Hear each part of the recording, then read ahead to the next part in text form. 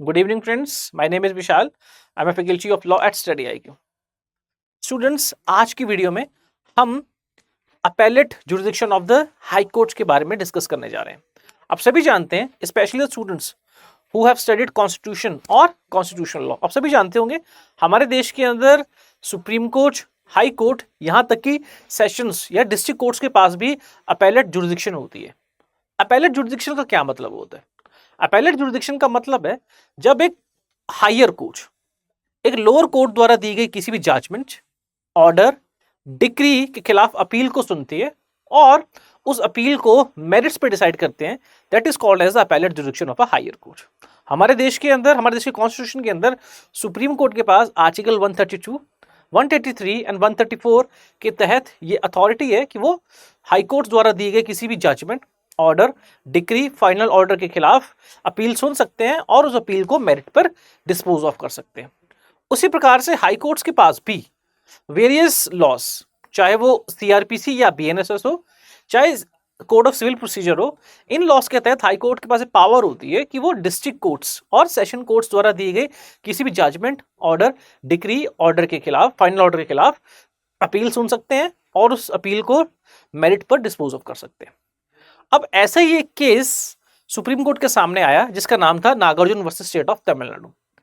इस केस के फैक्ट्स बहुत ही सीधे हैं, लेकिन इस फैक्ट के अंदर सुप्रीम कोर्ट ने हाई कोर्ट्स की अपेलेट जुरिडिक्शन के संदर्भ में, कॉन्टेक्स्ट में, एक बहुत ही इंपॉर्टेंट ऑब्जर्वेशन थी। इस केस के फैक्ट्स ये थे कि इस केस के अंदर एक व्यक्ति द्वारा अटेम्प्ट किया जाता है किसी फीमेल को हरास करने में, या यूं कहो कि man attempted to harass a female. Generally एक व्यक्ति तमिलनाडु राज्य के एक जिले के अंदर एक व्यक्ति शाम के दौरान अपनी पड़ोसी के घर में जाता है और वहां पर एक महिला के संग छेड़छाड़ करने का प्रयास करता है। He try to grab her and he try to insult her modesty. इतनी देर में ही शोर के कारण उस महिला की मदर इन लॉ, सास, वहां पर मौके पर पहुंचती हैं और वह एक्यूज को डरा धमकाकर वहां से जाने के लिए बोलती है। अगले दिन, नेक्स्ट डे, व्हाट हैपेंस, जो विक्टिम थी इस घटना की, वो विक्टिम अपनी बेटी को स्कूल से लेकर जाती है और एक फील्ड में जाकर, एक खेतों में जाकर पॉइजन कंज्यूम कर लेती है, जहरीले बीज खा लेती है, जिसके कारण सुसाइड से उस महिला की मृत्यु हो जाती है। हालांकि उस महिला ने कोशिश की अपने बच्चे को भी जहरीले बीज खिलाने की, लेकिन बच्चे की जान बच जाती है। अब जैसे ही वह महिला सुसाइड के कारण महिला की मृत्यु होती है, तो इन पुलिस एफआईआर दर्ज करती है, section 306 of the IPC, section 354 of IPC and section 448 of the IPC. Accused को हिरासत में लिया जाता है और अक्यूज के खिलाफ मुकदमा चलता है। ट्रायल कोर्ट्स, सेशन कोर्ट जो है वो अक्यूज को सेक्शन 354 और 448 के तहत दोषी पाते, लेकिन ट्रायल कोर्ट जो है अक्यूज को सेक्शन 306 ऑफ आईपीसी के तहत बरी कर देते हैं। अब सेक्शन 306, सेक्शन 354 और सेक्शन 448 क्या है? देखिए, सेक्शन 354 जो है, it talks about outraging the modesty of a women. जब कोई भी व्यक्ति किसी महिला के साथ जबरदस्ती क्रिमिनल फोर्स का प्रयोग करता है, इस प्रकार का कार्य करता है, और जिस कार्य से there is a possibility that the modesty of a women will be outraged. जब कोई व्यक्ति किसी महिला के साथ जोर जबरदस्ती करके उसकी मॉडेस्टी को आउटरेज करने का प्रयास करता है, तो उसको बोलते हैं, it is called as offence of outraging the modesty of a women. इसके साथ साथ section 448 provides punishment for house trespass. House trespass का मतलब होता है जब कोई व्यक्ति किसी दूसरे व्यक्ति की प्रॉपर्टी या किसी दूसरे व्यक्ति के घर के अंदर एंटर करता है बिना उसकी परमिशन के, उस व्यक्ति को परेशान करने के उद्देश्य से या किसी न किसी अपराध को करने के उद्देश्य से, ऐसे एक्ट को बोला जाता है हाउस ट्रेसपास। आप लोग सभी जब कई बार हाईवेज पर ट्रैवल कर रहे होगे, रोड्स पर ट्रैवल कर रहे होगे, तो आपने एक बोर्ड देखा होगा। जनरली ऐसी बिल्डिंग्स या ऐसे प्लॉट्स जो खाली पड़े होते हैं, ऐसी बिल्डिंग्स के बाहर एक तख्ती लगी होती है, ट्रेसपासर्स विल बी प्रोसिक्यूटेड। मतलब कोई भी व्यक्ति अनाधिकृत तौर पर, अनऑथराइज तौर पर अगर इस प्रॉपर्टी में घुसने का प्रयास करेगा तो उसके खिलाफ जो है वो कोर्ट में कानूनी कार्रवाई शुरू की जाएगी। तो इस केस के अंदर चूंकि ये व्यक्ति उस महिला के घर में जबरदस्ती घुसा था, किस उद्देश्य से? अपराध करने के उद्देश्य से। इसलिए कोर्ट ने section 448 punishment for house trespass के लिए इस अक्यूज को दोषी पाया। उसी के साथ चूंकि इस व्यक्ति ने उस महिला के साथ छेड़खानी, फिजिकल छेड़खानी करने का प्रयास किया था, इसीलिए इस व्यक्ति को, इस अक्यूज को सेक्शन 354 ऑफ द आईपीसी के तहत दोषी पाया गया। लेकिन ट्रायल कोर्ट ने इस अक्यूज को सेक्शन 306 के तहत बरी कर दिया। सेक्शन 306 क्या चीज होती है?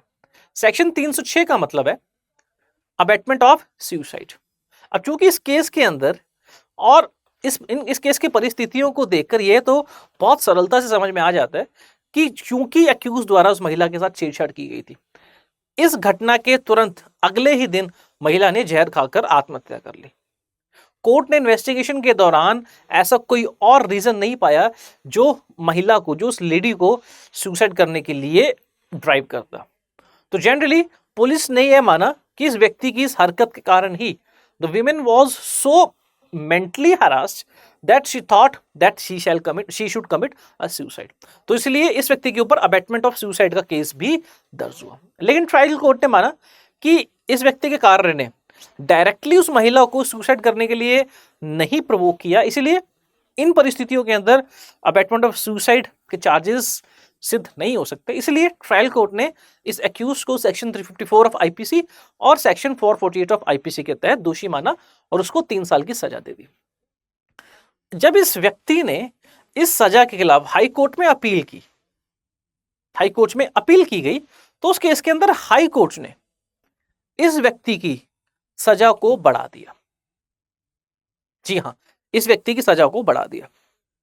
अब जनरली इस बढ़ी हुई सजा के कारण ही इस व्यक्ति ने सुप्रीम कोर्ट में अपील की हाई कोर्ट की इस जजमेंट के खिलाफ, और उसके पश्चात सुप्रीम कोर्ट के सामने यह प्रश्न आया कि क्या हाई कोर्ट्स किसी अपील के अंदर किसी अक्यूज्ड को ट्रायल कोर्ट द्वारा दी गई सजा के अंदर बढ़ोतरी कर सकता है, और can a high court increase the punishment that was given to convict by the trial court. चलो देखते हैं इस वीडियो के अंदर। देखिए, सुप्रीम कोर्ट के सामने एक प्रश्न था, can the appellate court on an appeal against conviction possess the power under section 386 of the code of civil criminal procedure and BNSS का कोरस्पॉन्डिंग प्रोविजन 427। तो सीआरपीसी की सेक्शन 386 और बीएनएस के section 427 to enhance the sentence pass by the trial court. सीधा सीधा supreme court के सामने यह प्रश्न था कि क्या हाई कोर्ट्स सेक्शन 386 के तहत दी हुई पावर्स का प्रयोग करते हुए किसी अपील के अंदर अक्यूज की पनिशमेंट को बढ़ा सकते हैं या नहीं बढ़ा सकते। इसका मतलब फॉर एग्जांपल अगर ए, इस केस के अंदर हम अक्यूज का नाम ए समझते हैं, अक्यूज को ट्रायल कोर्ट द्वारा कन्विक्ट किया गया section 354 and 448 of the IPC, और उसको 3 साल की सजा दी गई। इस अक्यूज ने सीआरपीसी और अपने कॉन्स्टिट्यूशनल राइट का प्रयोग करते हुए इस जजमेंट के खिलाफ अपील की हाई कोर्ट में। हाई कोर्ट ने अक्यूज की सजा को माफ तो नहीं किया, अक्यूज के गिल्ट को माफ तो नहीं किया, लेकिन हाई कोर्ट ने उल्टा इसकी सजा को इनहेंस कर दिया, बढ़ा दिया। सुप्रीम कोर्ट के सामने यही प्रश्न था कि क्या हाई कोर्ट के पास यह पावर है कि अगर अपेलेंट ट्रायल कोर्ट द्वारा दी गई जजमेंट में सजा, या ट्रायल कोर्ट द्वारा दी गई जजमेंट के दौरान जजमेंट के खिलाफ अगर सजा के खिलाफ अपील कर रहा है, तो क्या हाई कोर्ट उसकी सजा को बढ़ा सकती है? क्योंकि जब व्यक्ति अपील कर रहा है, जिस व्यक्ति को ऑलरेडी ट्रायल कोर्ट द्वारा सजा दी जा चुकी है, वह व्यक्ति अपील कर रहा है सो दैट हाई कोर्ट उसको रिलीफ देगा और उसकी या तो पनिशमेंट को एक्विट कर देगा या तो उसकी गिल्ट को एक्विट कर देगा या फिर उसकी पनिशमेंट को कम कर देगा। लेकिन क्या हाई कोर्ट के पास ये पावर है कि वह उसको एक्विट या उसकी सजा को कम करने की बजाय उसकी पनिशमेंट को उल्टा बढ़ा दे? आइए देखते हैं। देखिए, इस केस के फैक्ट्स देखिए, वही फैक्ट्स जो मैंने आपको बताए हैं। The appellant was the neighbour of the deceased. One night the appellant entered the room of the deceased and while hugging her attempted to outrage her modesty. The mother-in-law of the deceased intervened and scolded the appellant who then fled from the premises. तो इस case के facts बहुत सीधे से हैं। Accused एक रात को अपनी पड़ोसी के घर में घुसा, वहां पर एक महिला के साथ जोर जबरदस्ती करने का प्रयास किया। उस महिला की मदर इन लॉ के आने के कारण यह एक्यूज वहां से भाग गया। The next morning, the deceased went to a nearby field with her infant of 1.5 years and committed suicide by consuming oleander seeds. अब इस घटना के पश्चात अगले ही दिन वह महिला, सरल सी बात है, उस महिला को इस घटना से बहुत ही मेंटल हरासमेंट या मानसिक तौर पर उत्पीड़न महसूस हुआ होगा, जिस कारण से वह महिला अगले दिन खेतों में जाती, फील्ड में जाती हैं और वहां जाकर ओरिएंडर सीड्स मतलब जहर कंज्यूम करके सुसाइड कर लेती है। Upon completion of the investigation, a charge sheet was filed against the appellant under section 306 of IPC. The trial court altered the charges to section 354 and 448 of IPC. The trial court acquitted the appellant of charge under section 306 and the appellant was convicted under section 354 and 448 of IPC.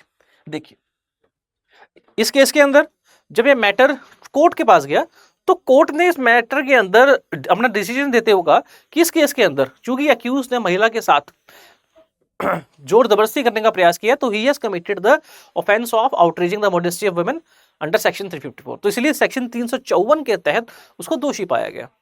इसी के साथ साथ high court ने कहा क्योंकि इस व्यक्ति ने ये ऑफेंस उस महिला के घर में एंटर करने के पश्चात किया है तो इसीलिए he was also convicted of house trespass, punishment for house trespass. लेकिन ट्रायल कोर्ट ने कहा कि सेक्शन 306 के तहत अबैटमेंट ऑफ सुसाइड के तहत चार्ज इस केस के अंदर प्रूव नहीं हो रहा, क्योंकि सेक्शन 306 के तहत चार्ज प्रूव करने के लिए यह रिक्वायरमेंट होती है कि जिस व्यक्ति के ऊपर यह आरोप लगा है कि उसने किसी और व्यक्ति के सुसाइड को अबैट किया, तो इसके लिए यह व्यक्ति के द्वारा कोई ऐसा डायरेक्ट कार्य किया जाना चाहिए जिससे दूसरे व्यक्ति को सुसाइड करने का प्रोवोकेशन मिला हो। फॉर एग्जाम्पल, अगर एक व्यक्ति ए बी जो मेंटली परेशान है और वो छत से कूदने वाला है, अगर ए उस परिस्थिति में बी को बोलता है कि तू छत से कूद जा, तो उस कंडीशन में ए ने डायरेक्टली बी को प्रोवोक किया है और उसकी प्रोवोकेशन के चलते बी ने छत से छलांग लगाई, इसीलिए ए जो है वो डायरेक्ट अबैटमेंट ऑफ सुसाइड का दोषी है। लेकिन इस केस के अंदर कोर्ट ने कहा कि अक्यूज द्वारा किया गया कार्य डायरेक्टली रिस्पॉन्सिबल नहीं था for the suicide of the women, इसलिए इस केस के अंदर कोर्ट ने सेक्शन 306 के तहत अक्यूज के ऊपर चार्जेस अक्यूज को 306 के तहत चार्जेस में गिल्टी नहीं पाया और अक्यूज को एक्विट कर दिया गया। इस जजमेंट के खिलाफ अक्यूज ने क्रिमिनल अपील फाइल की before the high court.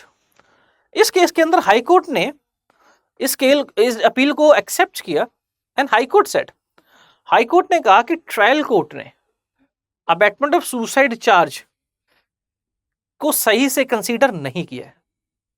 High court का कहना था कि ट्रायल कोर्ट ने अक्यूज को एक्विट कर दिया सेक्शन 306 के तहत, जो हाई कोर्ट के नजर में सही पॉइंट ऑफ लॉ नहीं है।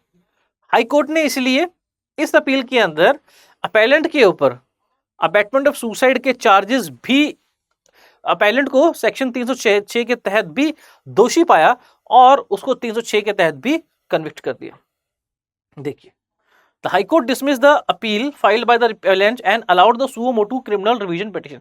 अब इस केस के अंदर जनरली अगर मैं आपको टेक्निकलिटीज बताऊं लॉ की, इस केस के अंदर हाई कोर्ट ने अक्यूज द्वारा फाइल की गई अपील, अब सीधी सी बात है, अक्यूज ने अपील फाइल की थी ताकि हाई कोर्ट या तो उसकी सजा को कम कर दे या फिर उसके दोष उसको हटा एक्विट करके उसको दोष मुक्त कर दे, ही मस्ट बी एक्विटेड। लेकिन कॉन्ट्रेरियली इस केस के अंदर हाई कोर्ट ने क्या किया, हाई कोर्ट ने इसके अंदर केस के अंदर अक्यूज की प्लीडिंग्स तो नहीं सुनी, उल्टा हाई कोर्ट ने इस केस के अंदर अपनी रिविजनल पावर का इस्तेमाल करते हुए, रिविजनल पावर का प्रयोग करते हुए 306 के तहत चार्जेस लगाए और अक्यूज को सेक्शन 306 के तहत भी दोषी पाया। अक्यूज को ट्रायल कोर्ट ने सेक्शन 306 के तहत दोष मुक्त एक्विट कर दिया था, लेकिन हाई कोर्ट ने इस जजमेंट को ओवरटर्न करते हुए अक्यूज को सेक्शन 306 के तहत भी दोषी पाया। हाई कोर्ट का मानना था, मद्रास हाई कोर्ट का मानना था कि इस केस के अंदर इस व्यक्ति द्वारा महिला के साथ बदतमीजी करने का प्रयास किया गया, जोर जबरदस्ती करने का प्रयास किया गया और इसी एक्ट के कारण महिला मेंटली इतनी परेशान हुई कि that she was driven to commit suicide. इसलिए इस व्यक्ति के कार्य सीधा रिस्पॉन्सिबल है उस महिला की सुसाइड के लिए, इसलिए यह व्यक्ति अबैटमेंट ऑफ सुसाइड के लिए भी रिस्पॉन्सिबल है। हाई कोर्ट की इस जजमेंट के खिलाफ इस व्यक्ति ने सुप्रीम कोर्ट में अपील की। अब हम लॉ देखते हैं, विल अंडरस्टैंड द लॉ। अब हम सभी जानते हैं हाई कोर्ट्स और सुप्रीम कोर्ट्स के पास, हाई कोर्ट्स और सुप्रीम कोर्ट के पास एक पावर होती है, वो लोअर कोर्ट्स की जजमेंट, ऑर्डर, डिक्री के खिलाफ अपील सुन सकते हैं और उसको मेरिट्स पर डिस्पोज कर सकते हैं।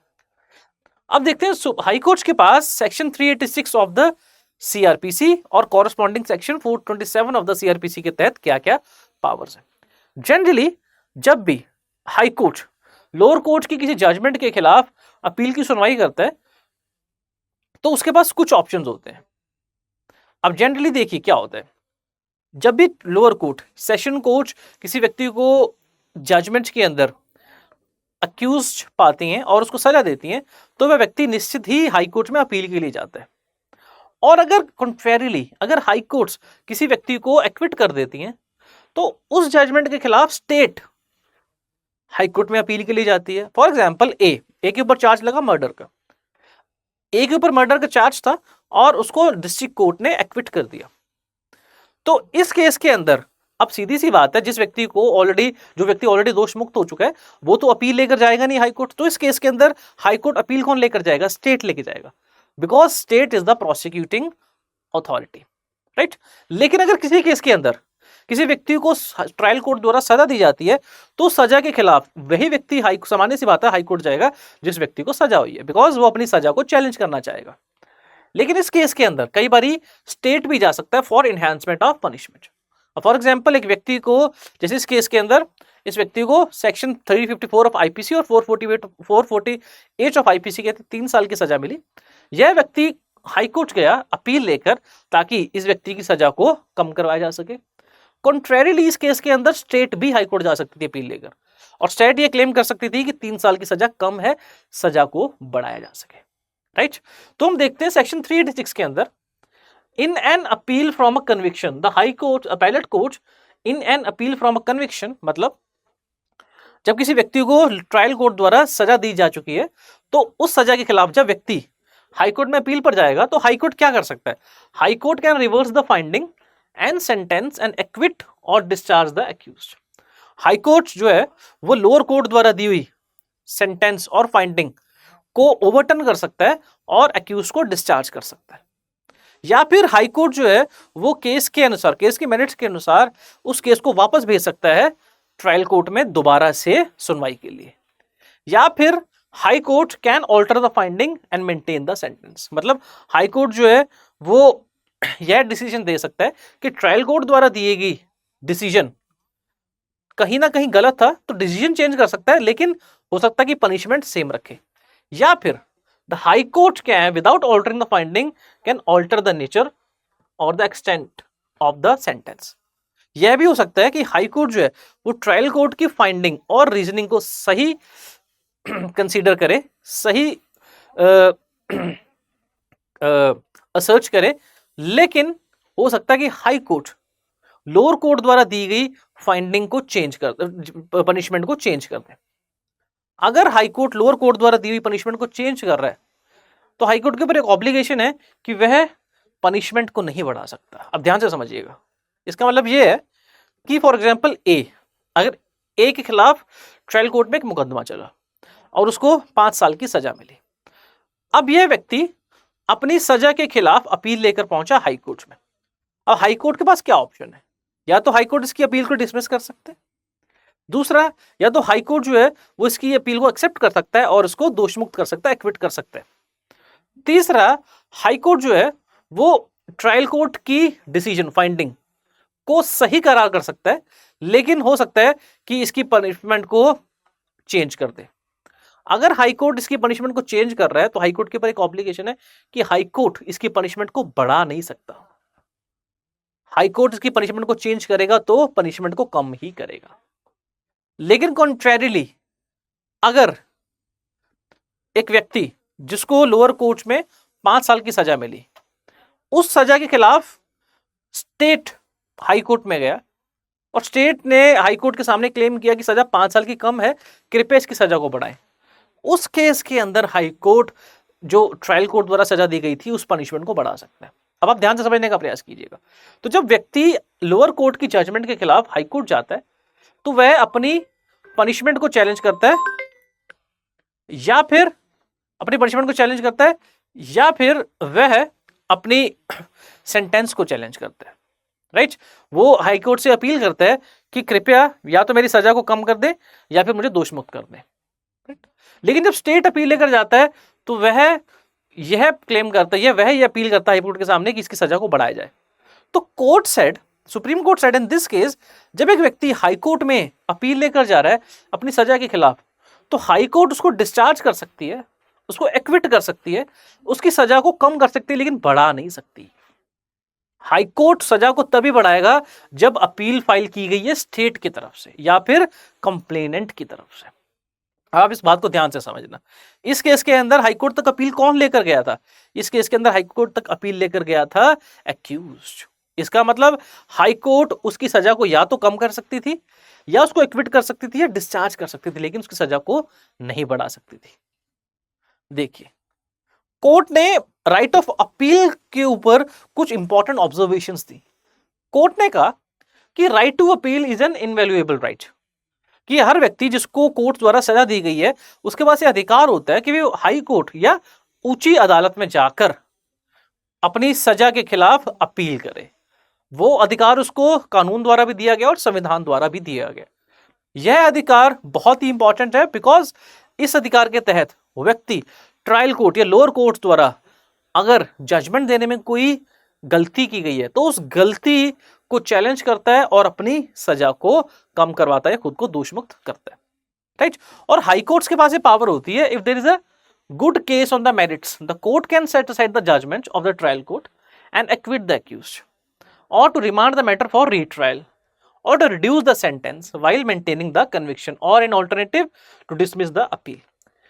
तो सुप्रीम कोर्ट ने कहा कि इस केस के अंदर जब भी कोई व्यक्ति एक्यूज ट्रायल कोर्ट द्वारा दी हुई सजा को हाई कोर्ट तक अपील में लेकर जाता है तो हाई कोर्ट जो है या तो व्यक्ति को डिस्चार्ज कर सकती है, एक्विट कर सकती है, उसकी सजा को कम कर सकती है या फिर केस को वापस ट्रायल कोर्ट के पास भेज सकती है, लेकिन हाई कोर्ट कभी भी सजा को बढ़ा नहीं सकती। सजा को हाई कोर्ट तब बढ़ाएंगी जब अपील फाइल की जाएगी स्टेट या कंप्लेनेंट की तरफ से। देखिए, तो हाई कोर्ट ने क्या जजमेंट दिया, सुप्रीम कोर्ट ने क्या जजमेंट दिया इस केस के अंदर? तो high court can not while exercising its revisional jurisdiction under section 101 of CRPC।